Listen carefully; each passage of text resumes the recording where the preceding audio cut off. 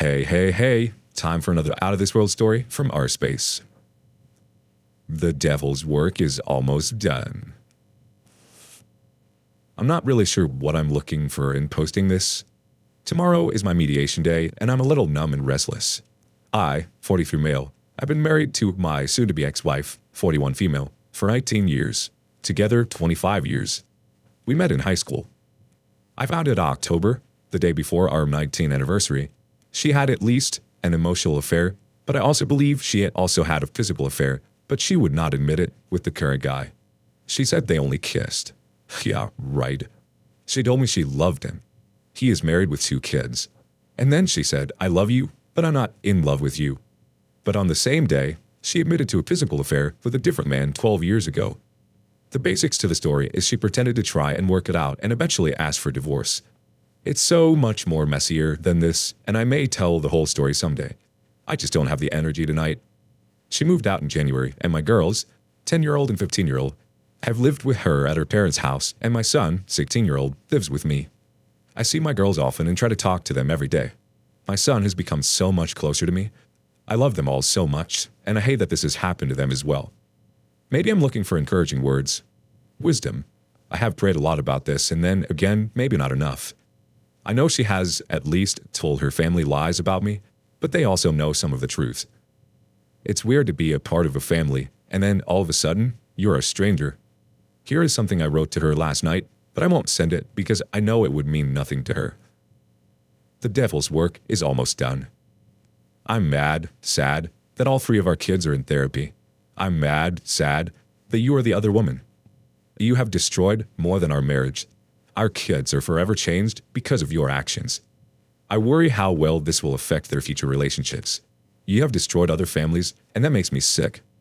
How and why would you choose to be the other woman? It's disgusting, and I know you know it's wrong. You are one of the most selfish people I know. You didn't just make a one-time mistake. You chose to do this over and over, and even after being confronted, you choose evil. That relationship is from the devil. This could hurt your soul. You will never be able to be in a relationship where you are not an adulteress. As far as I know, you are still with your affair partner. You both have started a relationship filled on a lie. One of you will cheat on the other, and if not, I'm sure it will be miserable if you have a conscience.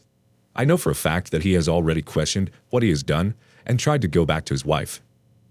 But I say to you that everyone who divorces his wife, except on the ground of sexual immorality, makes her commit adultery. And whoever married a divorced woman commits adultery. Matthew 5:32. He said to them, because of your hardness of heart Moses allowed you to divorce your wives, but from the beginning it was not so. And I say to you, whoever divorces his wife, except for sexual immorality, and marries another, commits adultery. Matthew 19:8-9.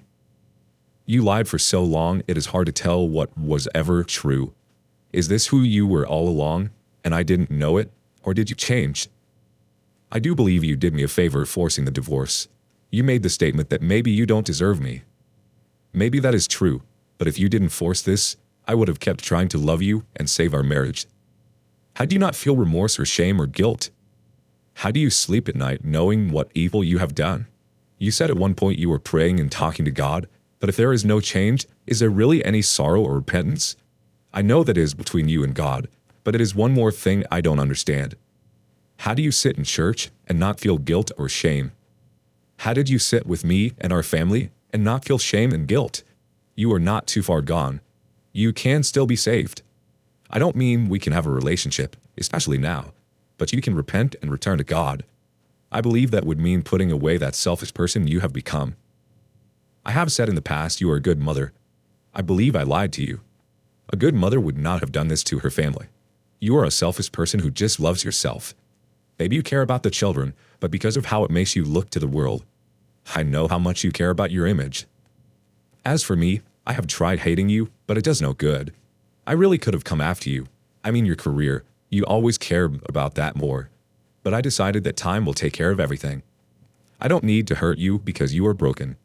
I'm sure there has to be a lot of pain to do things you have done. In some ways, I pity you. I'm saying my last goodbyes and releasing you. Our first reaction comes from Banzal Bill. Hang in there. Stay strong for you and your children. It's going to be a long, tough ride, but you will get through this and so will your kids. I wouldn't bother sending what you've written. And, to be brutally honest, at this stage, I wouldn't bother trying to appeal to her better nature. She is in the fog. She is oblivious to the pain and heartache she is causing others by her actions, and she feels justified in pursuing happiness in the bed of another man. Unfortunately, cheaters do it this way. Rather than call an end to one relationship before embarking on another, they prefer to sneak around and lie, instead of just calling it a draw in their marriage. At first, I tried to beg, plead, and reason with my wife. She couldn't care less. The woman I married was a stranger to me, saying brutally hurtful things, lying to me, lying to others about me, all to make herself feel better and tried to justify her actions to herself. Eventually, I sought advice and help, and I performed the 180. I made myself less available, cared less about what she said or did. Well, I gave the appearance that I cared less. I basically stopped behaving like she was my wife, and more like she was a lodger in the house. I also didn't hide the fact that she was cheating. It wasn't my dirty secret to keep, and the shame wasn't mine to bear. And to be fair, she had been lying about me to all of her family and friends, so I stopped caring about her image. The 180 worked well, because over time, I actually did start caring less, and did start making time for myself and caring for myself, and my wife's affair broke down. I like to think that I helped speed up that process by phoning her affair partner and telling him that he can have her. By this point, I simply didn't care enough to worry about her. Personally, I think I took too long to seek help. I didn't know where to turn and I was so ashamed and embarrassed and hurt. As a result of seeing the woman I loved treat me and my children so badly, I now have no time for love and romance. I have been left a very bitter old man and could never imagine giving my heart and soul to another person, as I have been to the bottom of a very dark place and the scars will never heal, and even now the pain is raw. The OP responds, I'm sorry you went through this too. I did the same thing this time. I did the pick-me dance. I tried to reason with her. I called the affair partner and told her to back off and has her delete him from everything. I set up marriage counseling and individual counseling. Looking back, was I dumb? Or at least I feel that way. I know I can sleep with a clear conscience at night. Thank you for your kind words. Maybe with time and healing you can find love again. I do have one friend who went through this and he was done with women. We started hanging out and the right woman under his conditions came along. It took 5 years to get there, but he is happy. I wish you the best. Time for an update. Last week, my ex-wife, her dad showed up too, and I worked out a settlement agreement in mediation. It took all day, but we got it done. Basically, since we all agreed it's over, only one party has to prove it up to the judge. I was nice that day and let the girl stay with her because she had family that came into town. We switched days, tried to extend the olive branch. I believe she has messaged me every day since then for some reason. I ignored most of it because it wasn't about the kids. Thursday night, my mom took a fall and broke her hip and leg. My poor mom is a saint too. She has dedicated her life to her family and especially my older sister, who is mentally handicapped. Friday was prove-up day, and I have more than the divorce in my mind. It goes quickly with me and my lawyer as the only ones to attend. Remember, we have already agreed on everything, so this is basic info for the courts to accept what everyone has signed and agreed. I got my girls because this is my day I get back for last week's exchange date. My ex-wife is messaging me about something, and I replied in a snarky way, congratulations on getting the divorce she wanted. She cheated on me. She messaged back and said she hasn't seen any paperwork, so hold off. I told her I went before the judge today, so as of June 11th, 2021, we are divorced. Her messaging stops. I don't know why, because I thought she would be happy, because this is what she wanted. I go to cook dinner with my middle child, and I get a call from my ex-father-in-law asking me to come out and talk to him. We haven't spoken in weeks. I see him at my kids' games, and when I pick up and drop off the kids, but we don't speak, he just stares at me. I just assume he has been lied to and is going to believe whatever his daughter tells him. I got my old phone and turned the recorder on, because this isn't normal. I walked out, and he is sitting in my driveway in his truck. I walked around to the driver's side, and he doesn't get out. He just has his window rolled down. He said, "How do you go before the judge without her?" I said, "David, this isn't about you." He was there last week under my protest too. I didn't marry you, and I'm not divorcing you, so I'm not having this conversation with you. I should have gone inside at this point. If she wants to talk, I'll do it with her, but stay out of this. He said, "You will tell me." I pointed my finger at him to make my point that much cleaner, and he swatted at me, and he said, "Don't you point at me." It's my house, and I'll point wherever I want. I know this is a dumb argument.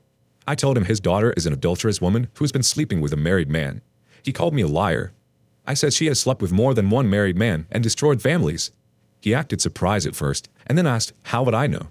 I said I've seen the bills and records. Plus, I talked to the cheater's ex-wife. He goes to the point that he doesn't care about the cheating, says I spend all the money. She got thousands of dollars just today. And he would have cheated too if he had to live with me. He said he knows everything. I said, I guess not if you don't know about her having affairs with married men. His other 2 daughters have done the same. I asked how it felt raising 3 adulteresses. That his enabling is part of the problem. What wouldn't his own dad think? His dad is a very righteous man. He raised beep. Okay, I was really mad, but maybe I crossed a line. He reaches out and punches me in the arm. I defend myself and hit back. I tell him to stop. I don't want to fight this old man. He starts yelling about the judge again. I explained the process and he is still mad, saying their attorney didn't tell them anything. Not my fault. He starts saying I'm crazy and my son, his grandson, will be just like me. I said he will be a good man and I hope he doesn't marry a... He backs out and keeps saying this isn't over. He revs his engine. I think he's about to run over me. I move near our solid in-ground basketball goal. I don't know how much this will stop it, but it's all I had. Thank goodness he finally leaves. I call the cops, and they take a report, but I decided not to press charges right now. I have 2 years to act on it. The police went and spoke to my ex and her sister. She is crazy too. She could be her own post. Her dad happened to not be home at the time. The sister actually came to my house while I was talking to the police. I finally came back inside and my girls were waiting on me. I had to fill them in a little because I believe one of them saw the police. It was almost 10, so they decided to go to bed. Kinda sad way to end the day. Gave hugs and told them I love them and I will keep them safe. I'm not sure what "this is not over" really means, but I guess he, ex-father-in-law, has something planned. Who knows what he is thinking? Hope this craziness made sense. I'll keep hoping things will get better from here. Our first reaction comes from the Mockingbird. Press charges. He has a vendetta against you, and the man's irrational. If you want to play peacemaker, you can reach out to your ex and have her keep her dad in control. But given the context, I doubt it'd do much. Press charges and cover your back. Trygazer1 says, the father will always take the daughter's side even when they F up. Only the good ones will disown their daughter when they find out when they've cheated. My ex's father would have been like that too. Always on her side regardless of anything.